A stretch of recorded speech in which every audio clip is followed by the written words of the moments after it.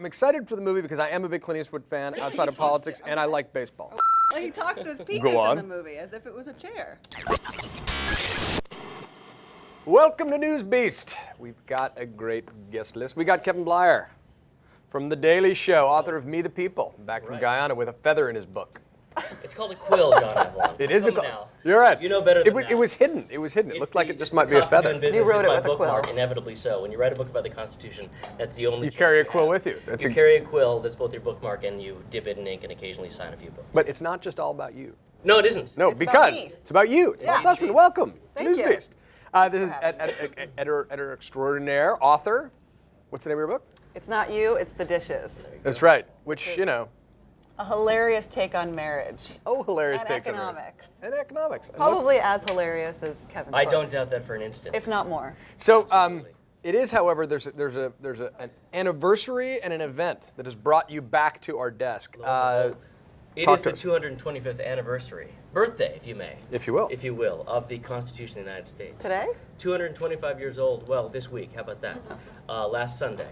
Which of course makes it the front runner for the 2016 Republican nomination. Before we segue over to Paul, I want to Sure thing. because this is the 225th anniversary, and I feel like it's the Constitution, so we gotta give it a little America, love. yeah. How screwed up are we in terms of our? Well, here's the thing I can tell you about the Constitution on this, the 225th anniversary. The Founding Fathers left out a few things in the Constitution. Explicitly, they never mentioned democracy. They never mentioned, at least explicitly, slavery. They also paid no attention to the idea of political parties. In fact, they deliberately omitted the idea of political parties can roll with because that. they I'm just thought saying. Yeah. that they were afraid that our country would succumb to faction. Yes.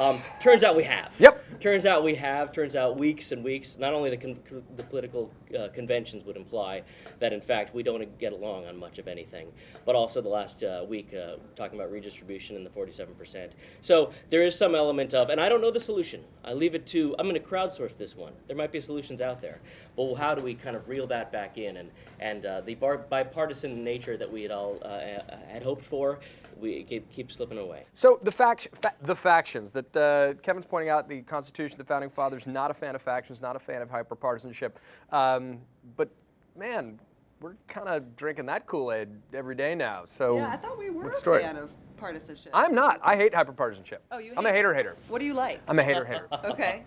Do you know what you don't know? This is like a Rumsfeldian question. Do my known Trying unknowns? to change the topic. into something that I know about. You're just we're going to talk about Here's foreign what I policy know. in an Here's what I Eli-like know. homage. Mitt Romney, Yes. Clint Eastwood, they're like that.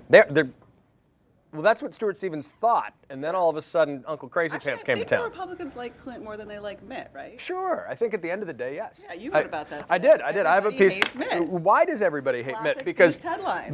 which is a classic Beast headline, which you suffered through. But the point is, like, on the surface, this guy is like, he's like the great father, husband, guy you want in your church, your business, and yet nobody likes him. Right. And especially his fellow Republicans don't like him. And it's actually personal. The people who run against him really don't like him. So And it's take all a look at coming that. out now. It's all coming out now in the sort of flood of negative enthusiasm for a candidate with the wheels coming off. So actually, I read somewhere, I don't know if it's real, it was on Twitter, and I don't know if Twitter's real, but that Herman Cain claims that, Apparently, Herman Cain said, "Look, He if would be winning I'd be now. winning if I was in Oh, this." is that right? which I kind of believe, actually. I think. Well, and Newt. I believe he thinks he is winning right now. I believe that's possibly. I think it's possible. Oh, that he believes that? Well, no, that That he is running he for won the president. game, so to speak. He got what he wanted out of it, and lo Oh. and behold, he's there. And yes, perhaps he would actually believe that if he were still in the race, he'd be What winning. I want to Although- know is who would win? Would it be Clint, Herman, or Newt, or Romney? Clint. Now Clint. I realize they didn't get what they anticipated with Clint. I realize that they didn't actually plan. Get a coherent, They didn't decisive get, statement Yeah, and on I there. believe the story that he actually at the last minute said, let's I just need a go ahead chair. and throw a chair out there. And they said, well, you're Clint Eastwood. Of course, this is going to go well. But I will also say this, that as a piece of performance, when he went out there, he actually kind of killed in the room. actually did kill in the room. I mean, was in the room. People really enjoyed it. They actually thought, Yeah. I love this. I love that Clint's doing this, and he did get laughs. Now, granted, Yes. at home, the great mediator of television, what have you, it might not have come off that way. Everyone might have had the jaw on the floor that most people did. Exactly. Yeah. But I feel like actually in the room, I think he was kind of actually to his detriment for the home audience. riffing off of the audiences, the in-house audiences' response to him. I actually think that he thought I'm doing well Interesting that throughout he was that so thing. Now, aware. granted, I'm I'm not completely sure about reading his that. own mind. Yeah. Is that right? You felt that same way? Yeah. I have to say, reading today's piece by Ramin got on laughs. Clint Eastwood, I didn't realize. Have you guys seen any bits of the movie? I'm excited for the movie because I am a big Clint Eastwood fan Really? outside He of talks politics, to- and I like baseball. Can we say penis? We just did. Well, now the question is, can we? Now the question Can is, we can dial say that it back? twice? Exactly right. Exactly right. Well, he talks to his penis Go on. in the movie as if it was a chair. Really? Yeah. He plays a lovable baseball. You got anything on that, Kevin? I got nothing. As if it were a chair. As in You're- other words, you're a he comedian. assumes it is a chair, and he talks about it in that way, Well, or it's part of the in the whole same way. Clint Which is talking itself to sort of him. impressive. That would be impressive, indeed. I have not seen it, did not know that, but I suppose wanna that just see it went up now. on Rotten Tomatoes. All right. Yes, yes, it did. Final word, Kevin Blyer. Mitt Romney. Snippet. Snippet. Throwing out snippet. That's creepy. That was something he kept repeating, is they were taking snippets out of context, lo and behold. Ugh. Okay. Paula? Shana Tova. Oh, right. Okay. You don't I thought know you were what I'm gonna. saying. No. Yes, I do. Oh, I was going to say mensch. Oh, yeah. No, but I thought. Yeah. Okay. Sport.